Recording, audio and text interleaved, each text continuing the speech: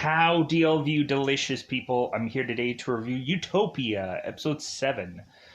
So, going into this show, I realize this episode is a lot shorter, and I should have just gone on and combined the two episodes. That should have just been the thing that I did. But instead, I'm realizing, you know what? Let's just.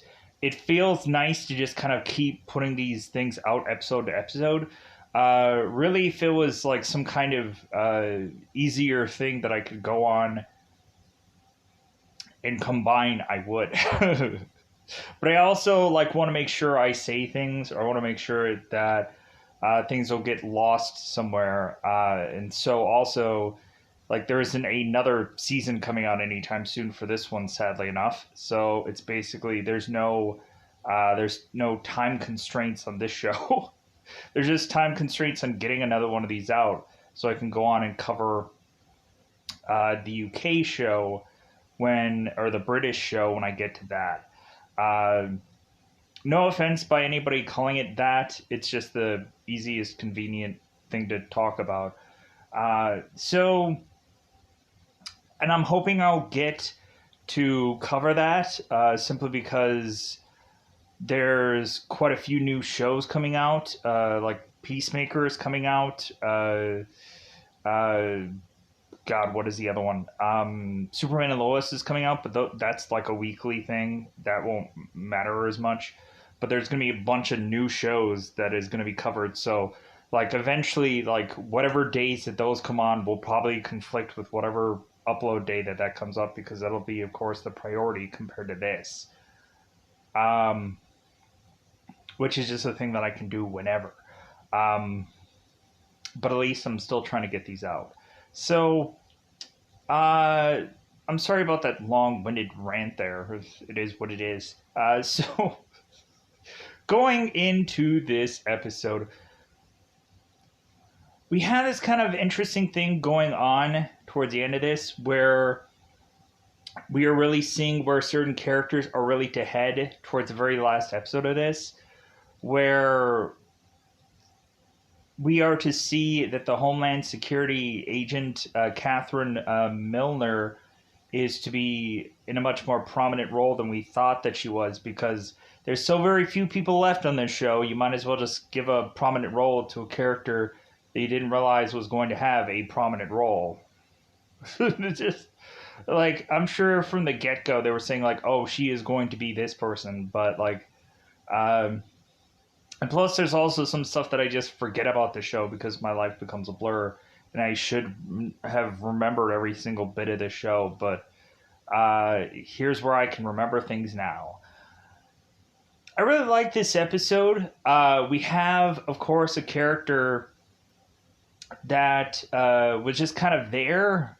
She was just a character that was really just not really having anything to do really much in the show besides supporting Michael.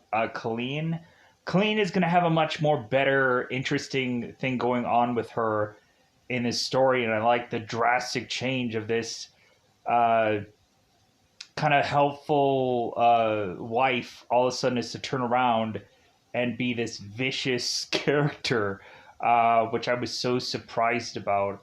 When I originally saw this, I'm like, oh my God, this woman, this company has just a bag of surprises, and every single time you go into this show, you're this is so interesting that all of a sudden the person you would probably least expect would all of a sudden turn on these people, would all of a sudden turn. So that makes for a very interesting episode, because and I don't feel like that's a spoiler or whatever. I feel like we've already known about that since the last episode, with the whole smacking award thing on top of Michael's head could kind of reveal where Colleen's head is at. So going on into this, we are to really also know where Jessica Hyde is also going to head in this show, and how soon that she is probably going to possibly be like relieved of where she is technically going, because we have both Becky and Jessica in this episode having this kind of interesting dialogue, which I'm like, you know what? These are probably the perfect two characters that are having this dialogue, because it makes so much sense. Because it feels like their lives are nearest to the end compared to everyone else. So it's kind of interesting to have this kind of dialogue that we kind of we go on here.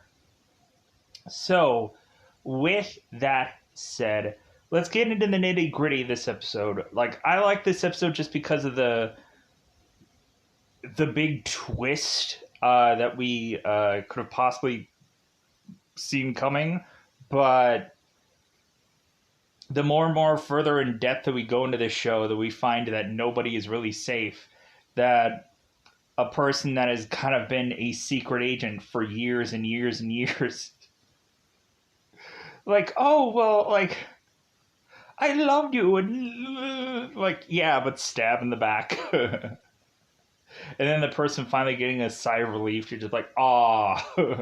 So let's go on to this episode. Let's go into that double 5 time territory, because it's about that time yet again to go into this thing called spoiler time. Spoiler time. It's about that time again to spoil this episode.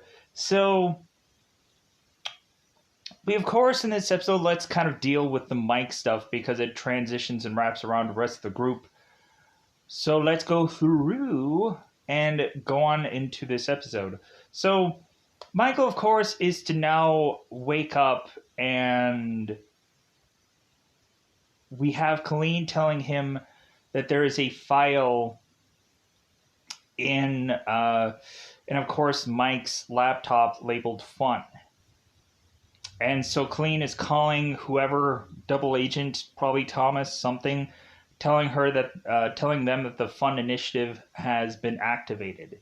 So because Michael had gotten like so many answers from the last episode, figuring out exactly where Kevin Christie is taking his virus and his flu and his whatever, which we end up finding out a massive problem in this episode with Michael, and how just severely like, oh, that he is. So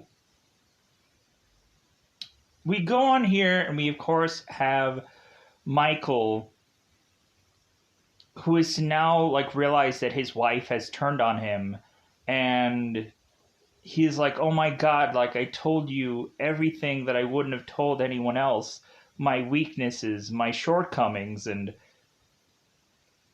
so Clean is like, well, yeah, like there was this one weird goofy fear that he had, and like his shortcomings was just the fact that his flu never really went anywhere, but now it's like on TV, and so like 7 years of hard work, or 7 years of just kind of just idle, is now like coming to fruition technically.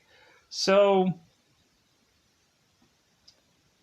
we all of a sudden are to have this whole gang of group go on to drive their way to Michael's home. And so once they get there, we go on and we have Jessica Hyde, who is tossing a gun right in front of Michael and Clean's face, while Clean was forcing Michael to go and say this speech word for word of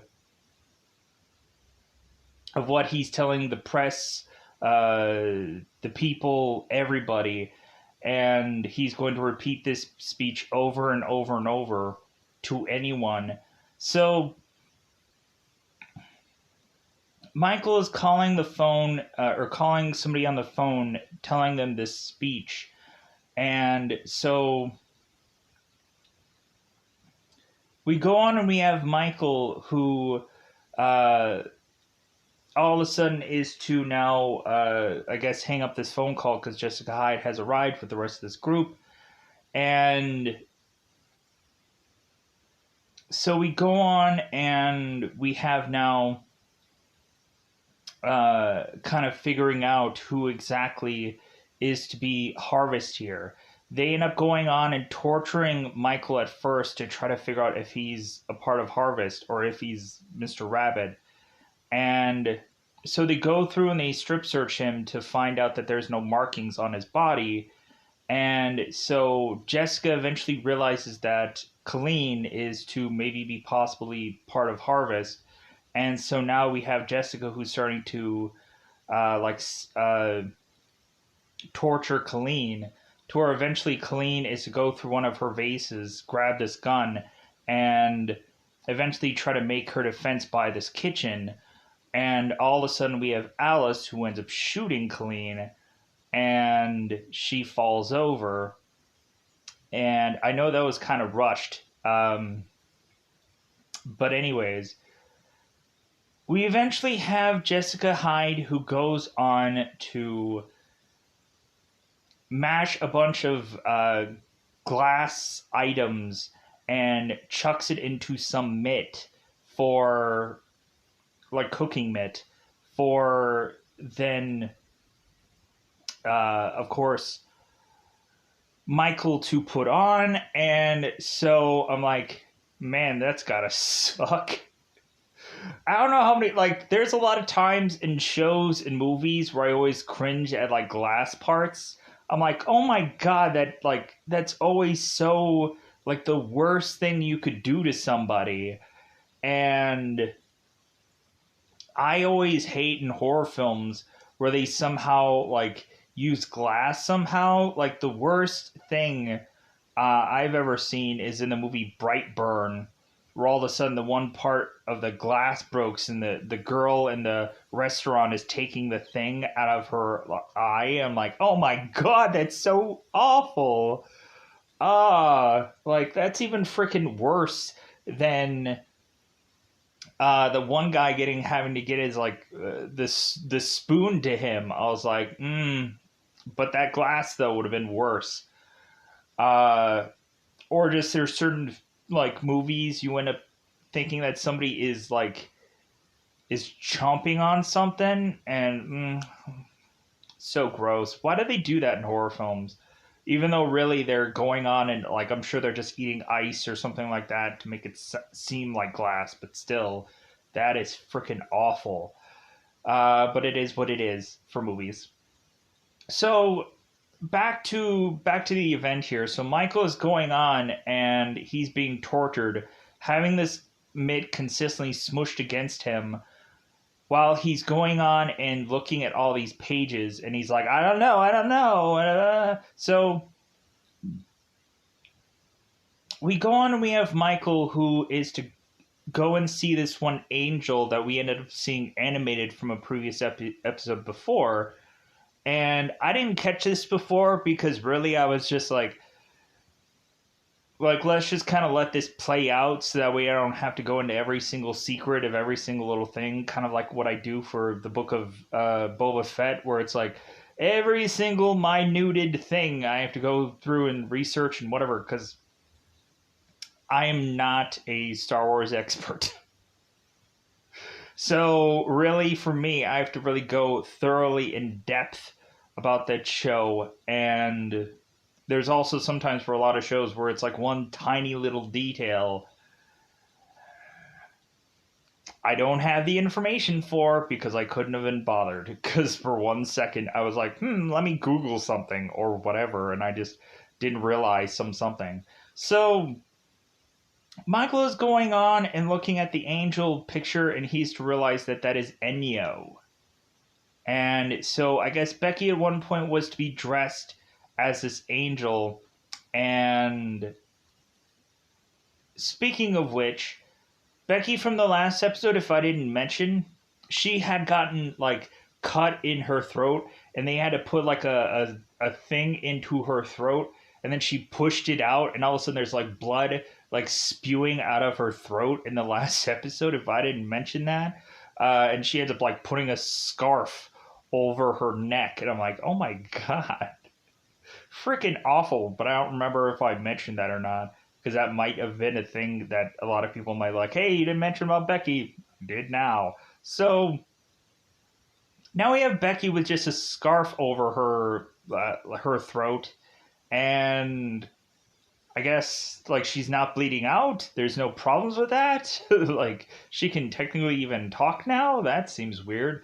So, I guess by applying pressure to that, or just maybe they taped it up finally. I don't know what they did. Whatever they did was probably not sewing it back up, because we still have Wilson with eye patch guy for this whole show.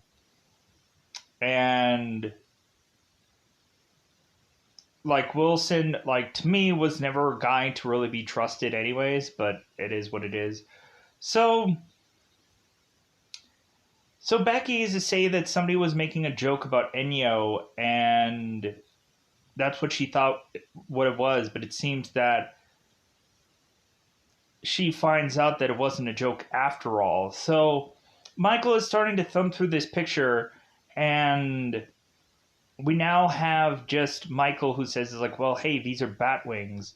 But then in the eye, he ends up seeing the virus in the bunny's eye. So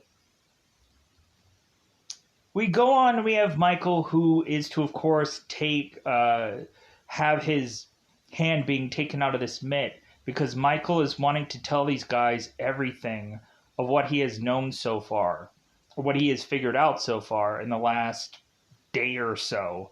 So we go on, and we have Michael, who is to figure out exactly where this flu is getting spread to. And so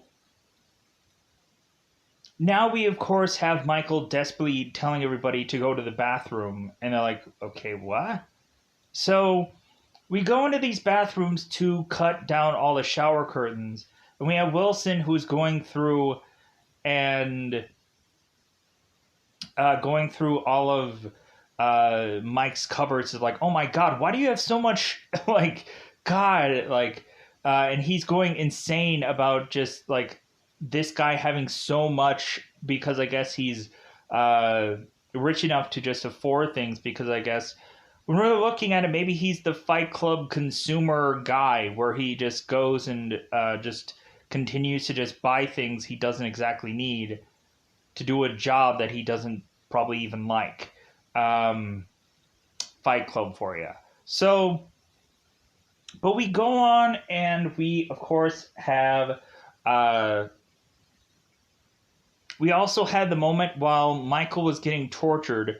We had Ian, Grant, and Alice, who were all in this room trying to make Alice feel better and just jump around while listening to this supersonic song. Supersonic. I'm much more of a, God, what is the one song? The one song from Dodgeball, where he's like, jump on it. I don't know the actual dun dun dun dun dun dun. Tonto, jump on it, like, I don't know. Anyways, a lot of tangents in this episode for me. So Ian is going on and dancing and jumping on the bed with these three, trying to make her happy, trying to make her smile, trying to make her forget that Alice had murdered somebody just then, a girl named Colleen, which technically was a bad person, but it's still murder nonetheless. So we go on, and we have Michael, who, of course, is getting all these shower curtains. And so what they're going to try to do here is create their own kind of hazmat suits. The only thing is that it probably is to seem that these hazmat suits are not all that good, because eventually we're going to have a problem here. So we go on, and we have all of this group make their way to, of course, this bunny farm carnival thing. Bunny tour, sure. So, and the thing that I'm kind of fast-tracking about is all the stuff that's happening with Kevin Christie, and I'll get back to that. So I'll put a pin on it at some point, and we'll get back to those parts and cover all that stuff. So we now have this group that are all in shower curtains making their way to go on and get all of these, or get this one sample of this bunny. And while they're driving along to test this bunny, all of a sudden we have Jessica Hyde, who accidentally gets stabbed in the finger by one of these bunnies. So you can probably tell where Jessica Hyde's life is going to go soon. Um, and Jessica keeps looking at this finger, and she just keeps looking at it. And Jessica Hyde is asking Michael how long people normally live if they are to be infected, which is about 24 hours. But I guess it seems that Charlotte was to be a unique case for Michael, because he is to say that he is to cure this flu already.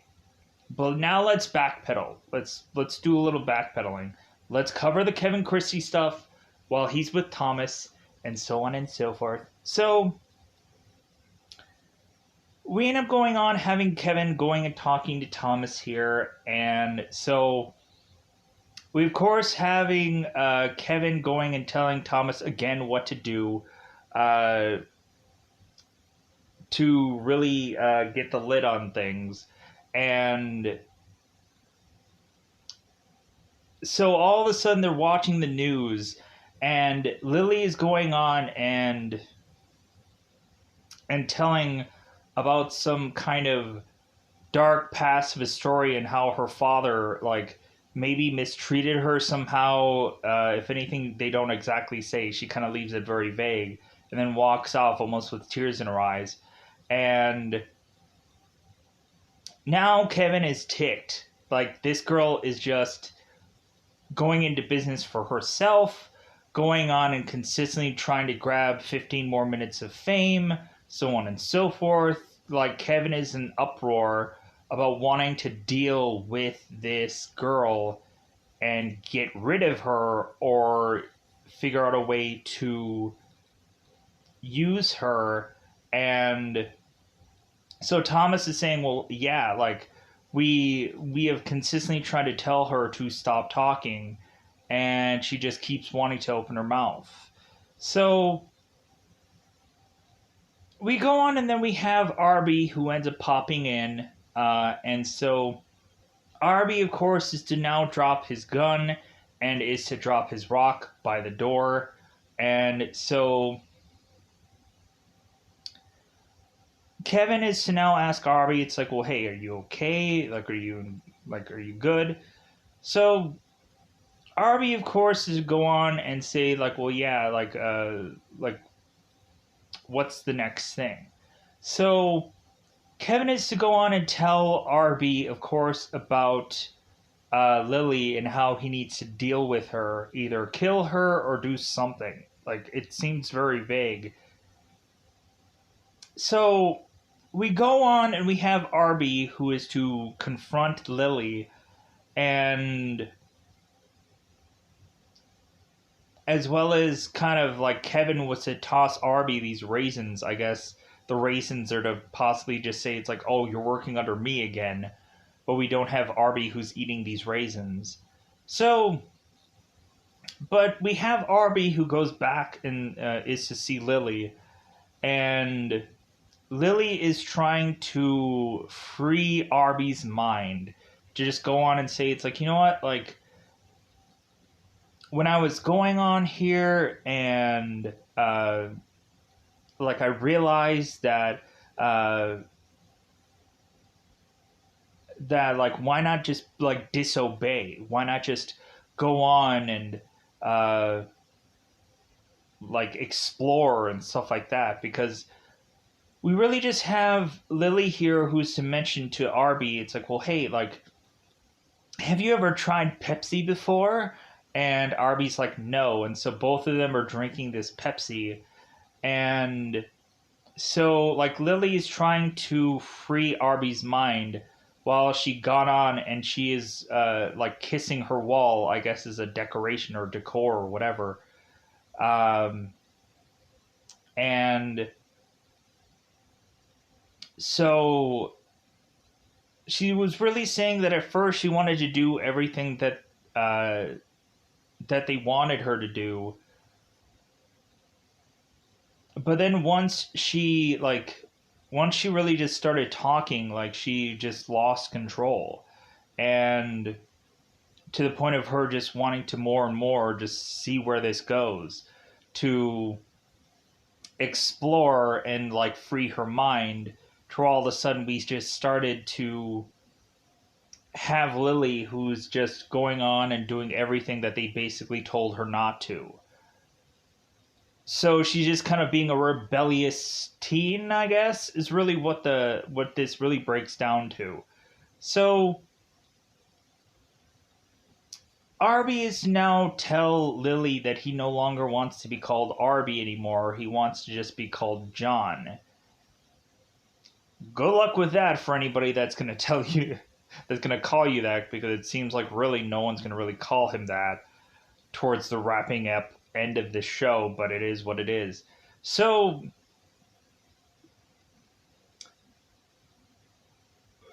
fast track here, we end up having, of course, Arby delivering Lily to Kevin Christie's place, and we of course have this weird bell of a thing that there is to be some kid coming out taking Lily to Kevin, and of course this kid is to mention that Mr. Christie's really disappointed, like, ooh, boo, oh no, like I might die here, oh no. Well, at least she got her, like, her last meal, technically.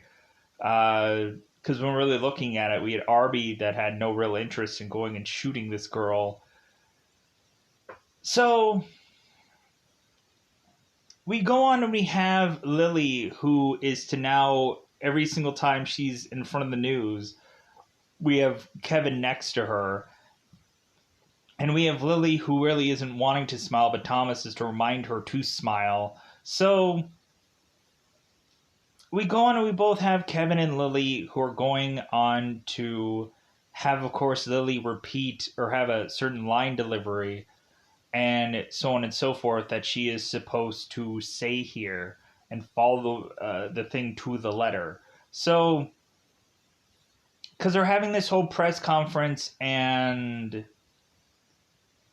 we're having them going on and desperately wanting to deliver this vaccine, and we have Thomas going on some news report somewhere going like, yay, yeah, man, we have like so many of these vaccines already raring to go, and we just have nowhere to go because the FDA hasn't approved this yet. And so all of a sudden, by the end of this episode, we have the FDA who like approves this vaccine, and now we have both Kevin Christie and we have Lily, who's going on and talking about the whole thing being approved and so on and so forth, blah blah blah blah blah. So, like, kind of a rehashing of them talking about Simpro at some point. So we go on here and we of course have Michael and his group of dystopians go on and are testing this bunny, and they realize that this bunny does not actually have really just Michael's flu, that it seems that instead it has something worse. So technically this is to be disguised as Michael's flu, but it actually really isn't Michael's flu. So we now go on, and Jessica is to realize that Michael does not have the vaccine now for this flu, and there's a possibility that he won't probably come up with one.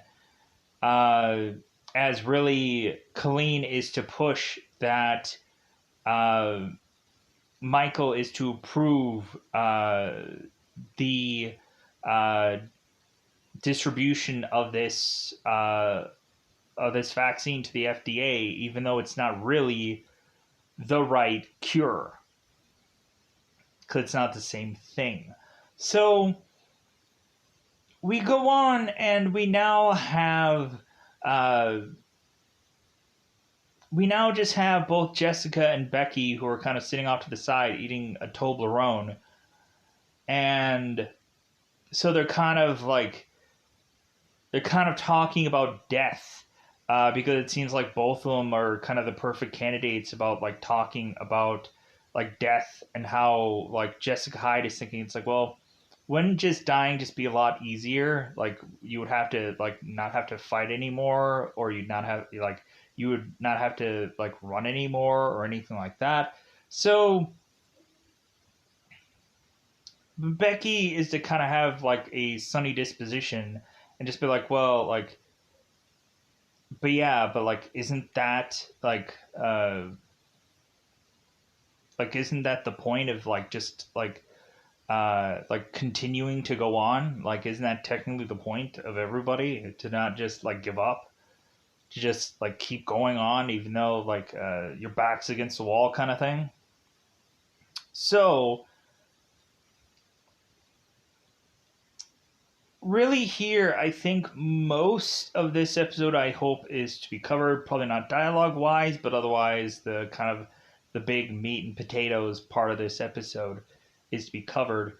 And but we have Jessica Hyde, who is to immediately figure out that Kevin Christie is to be, of course, Mr. Rabbit, as she fires and murders a bunny horrifically.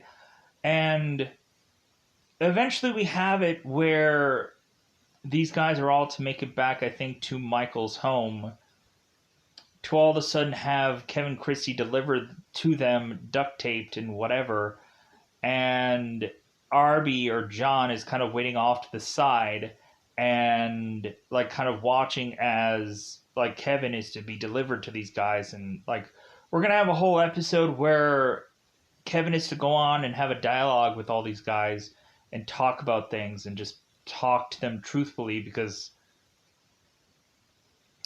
what Kevin Christie is technically doing is it can't really be stopped at this point. And we're going to slowly but surely eventually have Jessica eventually get the, of course, T-rash virus thing, illness, whichever. And there's just going to be no real true way to stop anything, because it's just this thing is going to spread so quickly, and they're sending out the wrong vaccine. So with that said, that's all that is to come out of this show for right now. Hopefully I've technically covered most of everything. So with that said, I think I'm going to get out of here feeling okay about this one.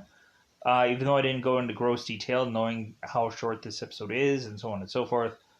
If there's anything that I forgot about, let me know in the comments below, because I'm sure I'm sure there is. Let me know how you feel about this show, if you just stumbled upon it or whatever, and you're kind of wrapping this up also soon or whatever, or if you already had to because of me waiting forever to get this out, or if you've already seen this show or whatever, that's perfectly fine, because at the end of the day, I'm going to go out of my way to wrap the show up soon. Question mark. So, with that said, goodbye, everybody. Bye, everybody.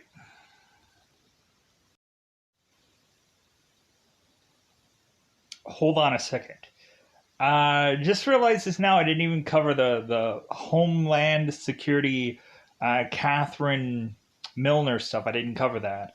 So, we have Jessica finding out that Catherine Milner is to be Ennio. And so we end up going on to find out that Catherine is to technically be Jessica's surrogate mother. And so we go to her home and we realize that Ennio had actually given Jessica a like a certain kind of blanket that Ennio is to have, and seemingly show her to have proof that, like, yeah, like I gave you this blanket before. And so, but really when it comes down to it, like we have Ennio going on and talking about Jessica Hyde's father and what they had gone on to do together, but it still feels the fact that like this Homeland Security woman is not going to still be able to help these guys, protect them. Really, it's just kind of like there's nothing that she can do that is to still help them, even though because these characters are still not going to make a deal with her. And I think really we just have it where Enyo just wanted to see Jessica Hyde to just kind of go and have this dialogue between the two of them, but like nothing really happens out of this exchange. So I wanted to cover that because I almost forgot about it because I'm like, oh my god, like what is the one thing that I forgot about? And that just so happened to be it. So, because if anything, I would have probably gone into a rebuttal and talk about it in the last episode, but so that's luckily covered. But I also covered it in the cryptic like sense, but still. With that said, that covers this episode. If there's something left in the lurch, because I'm sure there is, I think that's it. Like, I think. Let me know in the comments below if there's something, because I know there probably is. So with that said, I'm going to get out of here. Bye, everybody. Bye, everybody.